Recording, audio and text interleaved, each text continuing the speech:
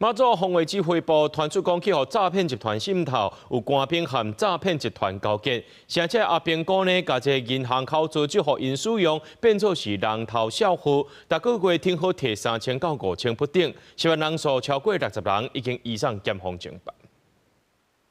马祖地区标出国军去互诈骗集团入侵的事件，连江县地检署查到有数官兵甲诈骗集团交结，以每个月3000块至5000块，向国军提供口座，互诈骗集团使用。马防部收到检方的通知了后，展开内部的大清查，涉案的官兵超过60个人。本案系由连江地检署发动，透过军司法联系窗口，与本部共同查获犯嫌，全程秉勿枉勿纵、刑惩并行原则。将以确定涉案官兵以国军官兵涉诈欺案件惩处参考基准表，依情节轻重核予释处，并依法就办。主嫌的部分已经有法院裁定羁押，那也有这个传唤部分的出租虾皮账户的犯罪行为人，然后后续我们就持续做这个金流的追踪，然后跟确认。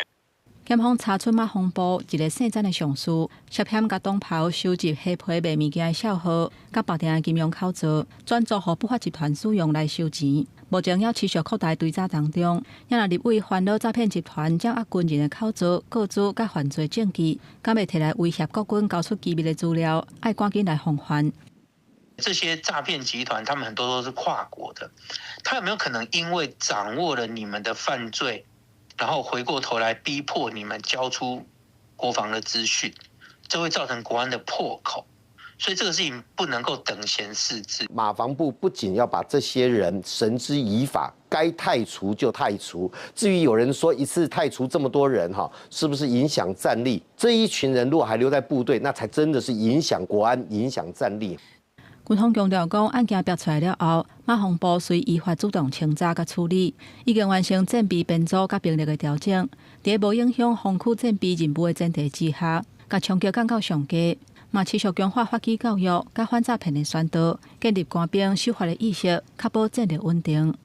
记者综合报道。